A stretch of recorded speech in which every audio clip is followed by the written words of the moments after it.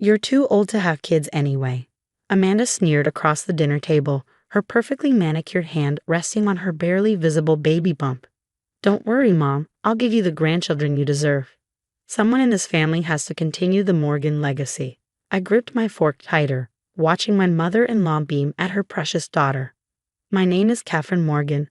I'm 38, and for the past 5 years, I've endured endless jabs about my age and childless status from my sister-in-law. Catherine's focused on her career. My mother-in-law, Margaret, chimed in, her voice dripping with disappointment. Some women just aren't meant to be mothers.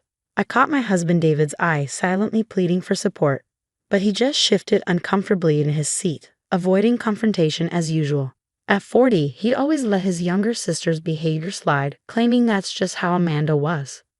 Actually, I started, but Amanda cut me off. Oh please, you're practically 40. Your eggs are probably dried up by now.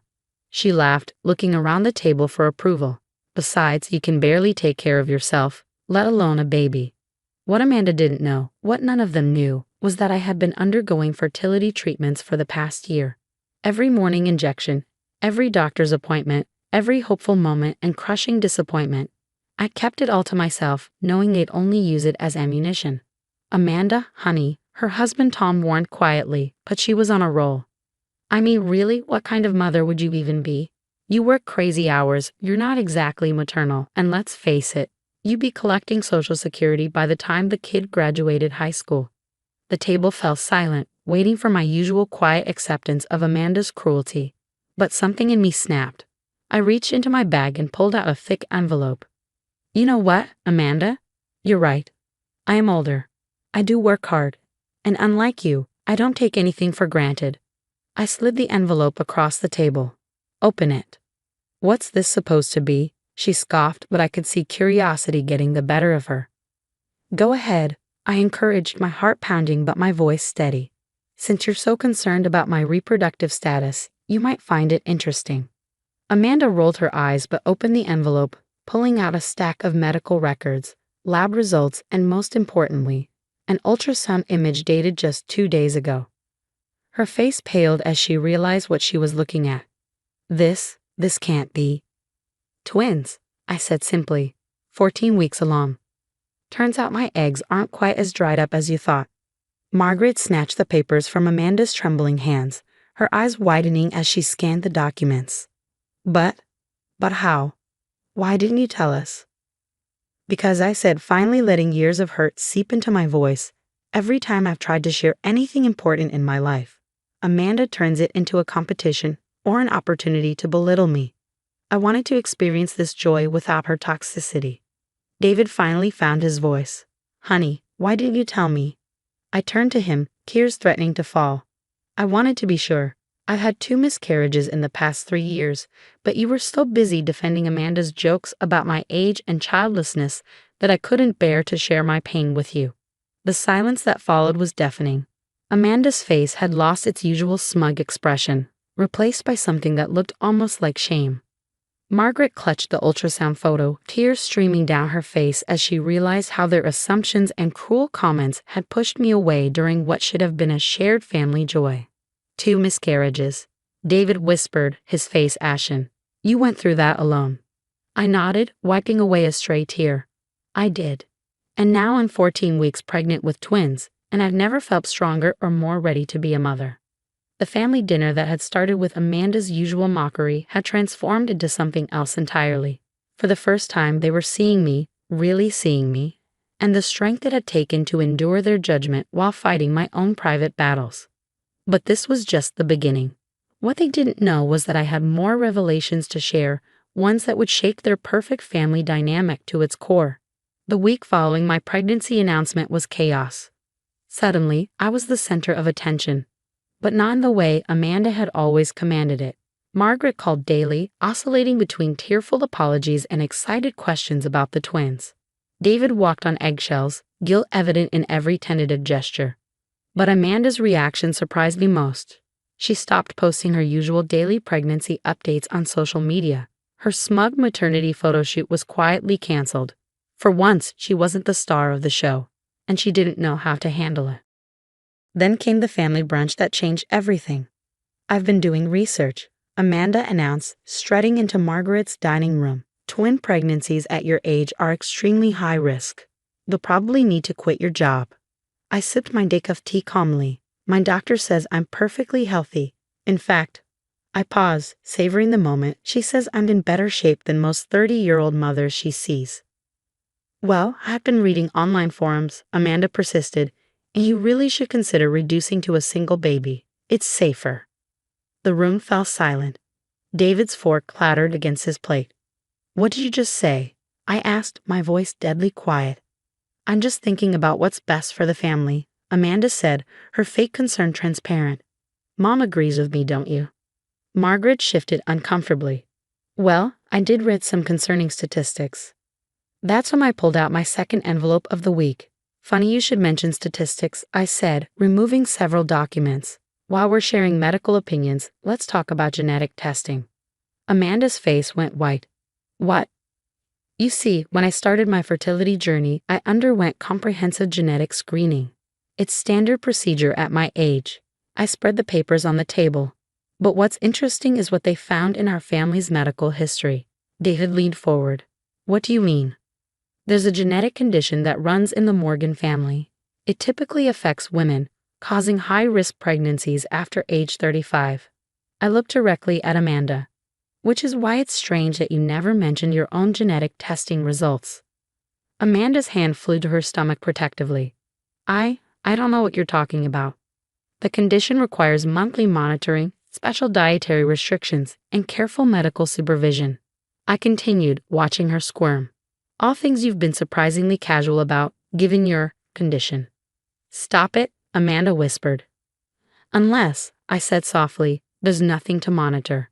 The room erupted in confusion. Margaret grabbed the medical documents, her eyes scanning frantically. David stood up, staring at his sister. Amanda, he said slowly, what's going on? Tears started rolling down Amanda's face. I just wanted the attention. I finished for her. The praise, the way everyone doted on you while mocking my childlessness. Except you're not pregnant, are you, Amanda? She broke down completely, mascara streaming down her face. It wasn't supposed to go this far. I just wanted Mom to look at me the way she used to. Margaret collapsed into a chair, the genetic records floating to the floor. You've been lying. All this time. I was going to fake a miscarriage next month, Amanda sobbed. Before it became too obvious, I didn't know Catherine was actually pregnant. I felt no joy in her breakdown, only a deep sadness for the family dynamics that had led us here. Years of favoritism, of allowing Amanda's toxic behavior, had created this mess.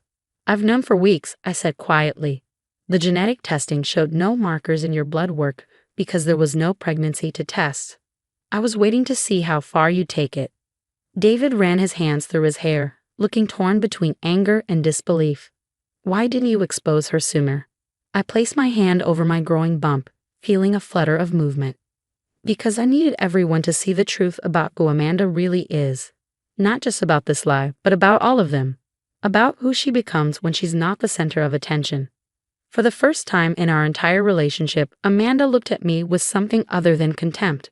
It might have been respect, or perhaps just the recognition that I wasn't the pushover she'd always assumed I was. But this revelation wasn't just about exposing Amanda's lie. It was about breaking the cycle of toxicity that had poisoned our family for years. And as I sat there, watching their world reshape itself around this new reality, I knew there was still more they needed to understand. The aftermath of Amanda's fake pregnancy revelation sent shockwaves through the family. Margaret retreated into herself, barely speaking to anyone. David oscillated between anger at his sister and guilt over his years of enabling her behavior. But it was Amanda's next move that truly surprised everyone. 3 days after the brunch confrontation, she showed up at my door. No makeup, no designer clothes, just Amanda, stripped of her usual armor. "Can we talk?" she asked, her voice small. I let her in, watching as she perched uncertainly on my couch, looking around at the half-finished nursery preparations visible through the open door. "I've been seeing a therapist," she blurted out, "since yesterday. I needed to understand why I did what I did." I sat across from her, one hand resting protectively on my bump. "And she helped me see something I've been running from." Amanda's eyes filled with tears. I've been horrible to you because you represent everything I'm not. Successful, independent, strong. You didn't need anyone's validation to build your life. I stayed quiet, letting her continue. When you married David, I was terrified. You were this accomplished woman who didn't play by our family's rules. You didn't compete for attention or try to please mom. You just were yourself. That's why you tried so hard to tear me down, I said softly. She nodded, wiping her eyes. Every time I made a joke about your age or your childlessness, I was really just trying to make myself feel better. But then you announced your pregnancy, and suddenly all my lies felt so pathetic. They were, I agreed, but without malice. And they hurt more people than just me. Amanda looked down at her hands. Mom won't talk to me. David can barely look at me. I've destroyed everything. No, I said, surprising myself with my gentleness. You've just forced everyone to face the truth, including yourself. I stood up and walked to my home office, returning with one final envelope. Amanda eyed it warily. More revelations. Actually, it's an opportunity. I handed her the envelope. Open it. Inside was a brochure for a renowned family therapy center, along with an appointment card for next week. I've booked sessions for all of us, I explained.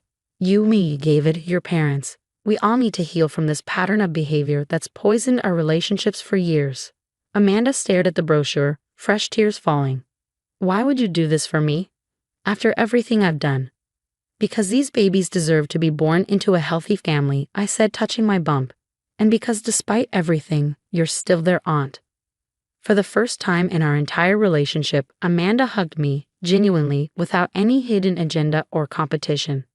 The following months brought changes none of us could have predicted.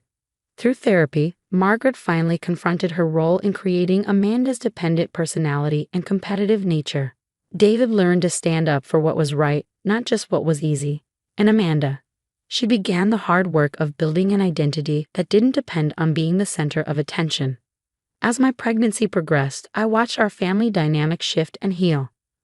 Amanda started volunteering at a women's shelter, finding purpose in helping others instead of tearing them down.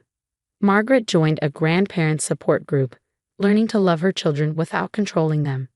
David became the partner I'd always needed, strong and supportive. The day the twins were born, everyone was there, not competing for attention or pushing their own agenda, but truly present for the moment.